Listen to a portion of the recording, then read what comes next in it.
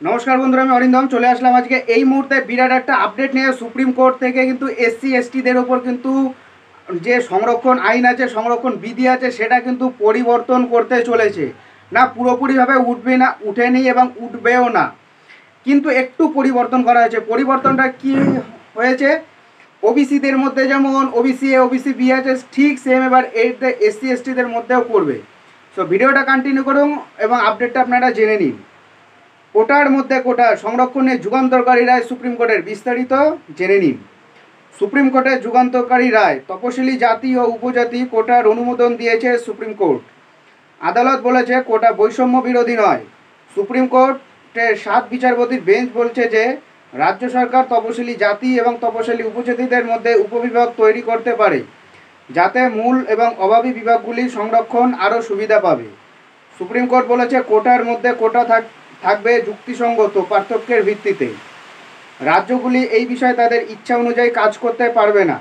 এর পাশাপাশি রাজ্যগুলি কার্যক্রম বিচার বিভাগীয় পর্যালোচনা সাপেক্ষ হবে। এর পাশাপাশি 2004 সালে ইভি চিন্নাইয়া মামলায় সুপ্রিম কোর্টের 5 বিচারপতি দেওয়া সিদ্ধান্ত বাতিল করেছে আদালত। বর্তমান বেঞ্চ 2004 সালে দেওয়া সিদ্ধান্তকে সরিয়ে দিয়েছে। সেখানে সুপ্রিম কোর্ট বলেছিল এসসি এসটি উপজাতিদের মধ্যে উপশ্রেণী তৈরি করা যাবে না। কোর্ট বলছে যে সংরক্ষণ থাকা সত্ত্বেও নিম্ন শ্রেণীর লোকেরা তাদের পেশা ছেড়ে যেতে অসুবিধা বোধ করেন। বিচারপতি ভূষণ গাভাই সামাজিক গণতন্ত্রের প্রয়োজনীয়তার বিষয়ে বি.আর. আম্বেদকর বক্তৃতার উদ্ধৃতি দিয়ে বলেছিলেন যে পিছিয়ে পড়া সম্প্রদায়কে অগ্রাধিকার দেওয়া রাজ্যের কর্তব্য।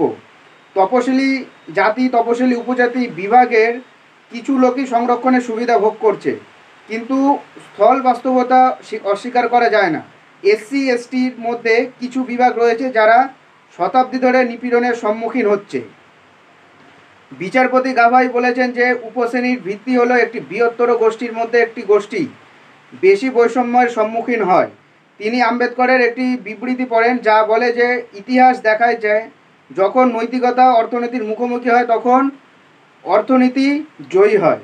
আসুন আমরা আপনাকে বলি যে সুপ্রিম কোর্টে 6-1 সংখ্যাগরিষ্ঠতার সাথে তার রায় দেওয়ার সময় বলছে যে আমরা বিশ্বাস করি যে সমস্ত বিভাগ অনুমোদিত, কিন্তু বিচারপতি বেলা মাধুর্য ত্রিবেদীর সাথে একমত নয়। অর্থাৎ বিচারপতিরা এটা 6:1 অনুপাতে কিন্তু বেঞ্চ জয়ী হয়ে গেছে। অর্থাৎ এসসি এসটিদের মধ্যে ডিভাইডেশন হচ্ছে, অর্থাৎ এসসি হয়তো এইভাবে করবে SC1 SC2 বা SC-A SC-B, এইভাবেই কিন্তু করবে। সো বন্ধুরা, এটাই হলো আজকের আপডেট। সো এরকম আপডেট পাওয়ার জন্য আমাদের চ্যানেলটা সাবস্ক্রাইব করে আমাদের পাশে থাকুন।